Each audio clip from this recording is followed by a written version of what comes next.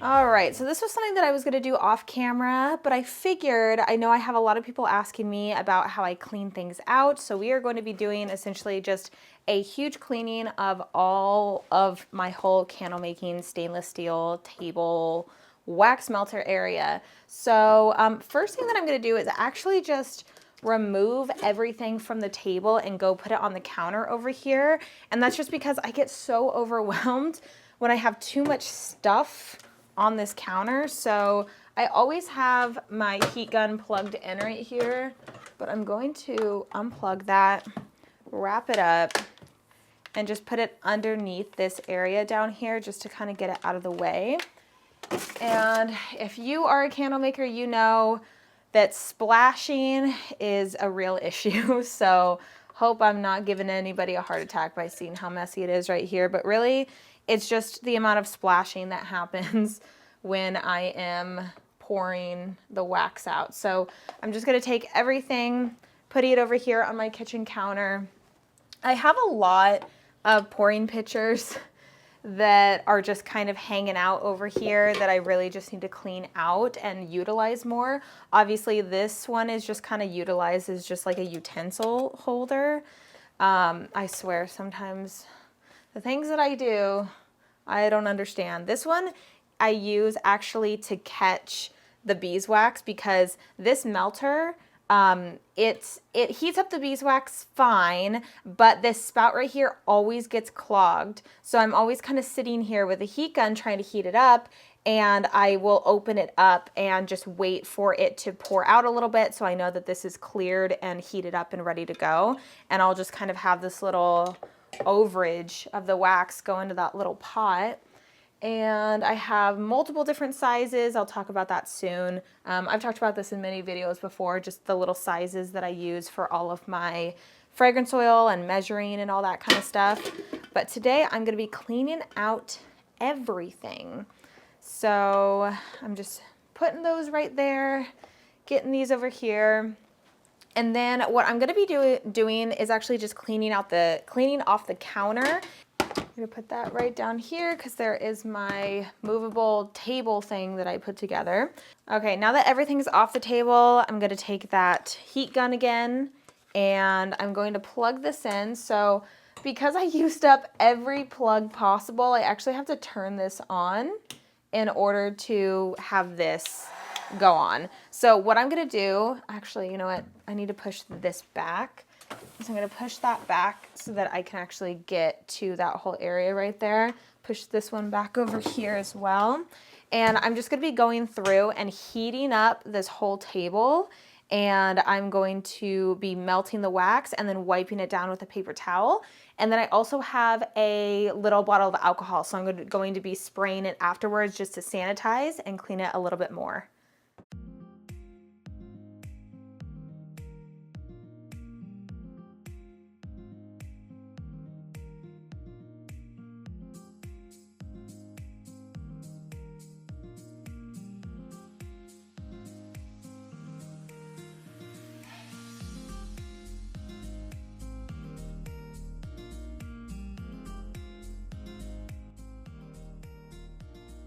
All right, now that that's done, I'm going to be very careful about this because this is very hot. So I'm just gonna go put this on the table for it to cool down. And then I'm going to be taking some rubbing alcohol, and this is just a bottle that I created. It's just one of my spray bottles, labeled it alcohol. It's just regular rubbing alcohol in here. And I'm just gonna go through and wipe everything down. Make sure I get any leftover residue wax, just also cleaning the table as well, just because after a little while when things sit, I mean, there's gonna be dust that forms. I've had a lot of people ask me before on how I clean everything, on how I clean out my pouring pitchers and, you know, my candle making area and all that kind of stuff. And this is really how I do it. That's why I wanted to get a stainless steel table, which, by the way, this is from Uline, because first of all, it's sturdy enough to hold all of my melters, but also it's easy to clean. So it's easy to just, you know, use heat on it. You don't have to worry about damaging the surface or anything like that. So it's worked out really, really well. So this is what we're working with now. So the whole table and everything is clean. So now I'm going to be cleaning out all of my pouring pitchers and the outside of my pouring pitchers. And I'm going to essentially be doing the same thing with the heat gun and paper towels and just kind of cleaning everything out. So this is what one of my pouring pitchers looks like. Depending on if I've used them for double boiling before, they will always have that ring around the bottom, so I definitely have used this for double boiling. I actually think I've used all of my pouring pitchers for double boiling before, so just gonna get some paper towels and I'm just gonna go through and just heat everything in here and get this all melted so I can wipe it out.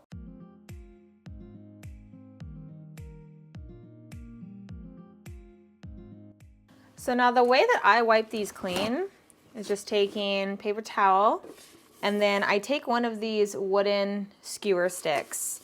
I don't want to put my hand in there. I don't want to burn myself, so I essentially just do this. Again, I don't know if this is the right way to do it, but this is how I do it because it seems like I have control over it. I can wipe down all of the wax in there, and I'm also able to not burn myself in the process. And then I just take it and I go over to the trash can, toss that out. So now that's wiped out in the inside. So I'm gonna go back over and grab my rubbing alcohol, and it's kind of cooled down a little bit, not as hot. Spray a little bit of the rubbing alcohol. Actually, you know what? I'm gonna do the same thing. Wow, that is strong. Very, very strong. And this is just sanitizing them, cleaning them all on the inside. You know what? Okay, it's not that hot. Really get the inner corners. I really don't want to leave any of the rubbing alcohol in here. So I'm just going through, just making sure I clean this out really well, getting the rim. A lot of times there's buildup on the rim right here of the hardened wax. So you want to make sure that when you're melting it, you're melting everything. And now the inside is all clean, so now I'm just going to be cleaning the outside. Now looking at the outside, I don't really think I need to go in with the heat gun.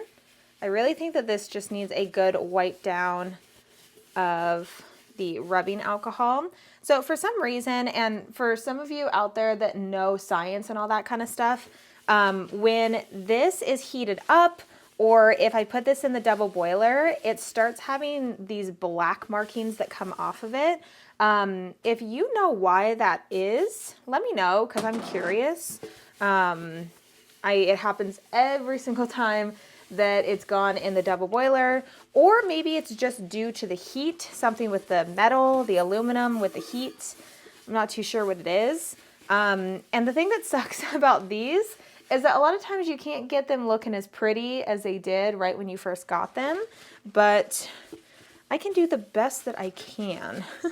So now I'm done with this, and I'm just gonna go through and clean the rest of the large pitchers that I have.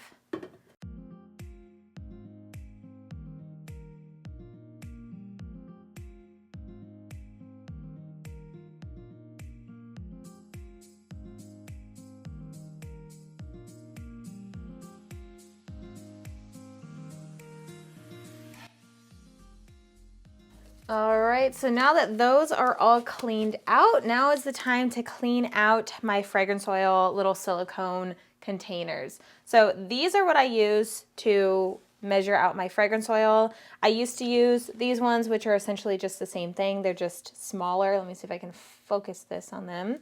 So this is, I think, 2.5 times the size of this. Highly recommend these. These are just kind of a pain in the butt because you need to have so many just for a batch of candles. So highly recommend the larger ones. I'll have them linked in the description box. But what I do to clean these out is just wipe them down with a paper towel. And I know that that's really simple, but I used to actually wipe them out with soap and water until somebody very recently told me not to pour any fragrances down your drain. And not to say that I ever took a bottle and like poured it down the drain, but you know, I was rinsing out the residue, the little amount of residue that was left over from the fragrance that I poured at, because there's always a little bit that stays at the bottom. So now I just wipe it out with a paper towel and it's totally fine. Haven't had any issues. I don't have any of them that are specified for a certain scent.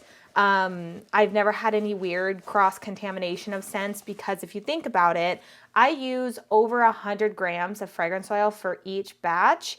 And if there's a teeny tiny bit that's maybe a gram or two, maybe it's probably just a gram that's left over at the bottom, it's not going to affect that next recipe, that next candle scent. So that is just something that I personally do, because I don't want to be doing anything, pouring anything down the drain that I'm not supposed to. I know that fragrance oils can be super, super potent, so I don't want to cause any issues, and it's so much easier to just take a paper towel and just wipe it out, and it's perfectly clean. There's nothing left over at the bottom.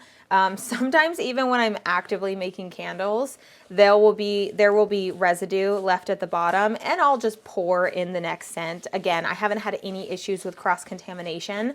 I know that in the beginning of candle making, that was something that I was definitely worried about, and I've had a lot of people worried about that too, asking me questions, you know, do you, like, thinking that they have to have a pouring pitcher for each individual scent just to make sure you're not cross-contaminating. And in my personal experience, I just haven't had any issues with that. Again, it could be different. Some people could, you know, go through and thoroughly wash things and sanitize between each individual scent. But I just haven't found that to be necessary. But yeah, it's very simple to clean up. Just paper towels, heat gun, and rubbing alcohol, and you are pretty much good to go with most of the things of cleaning things out. The last thing that I wanted to talk about in this video was I have a lot of people asking me how to clean out the melters.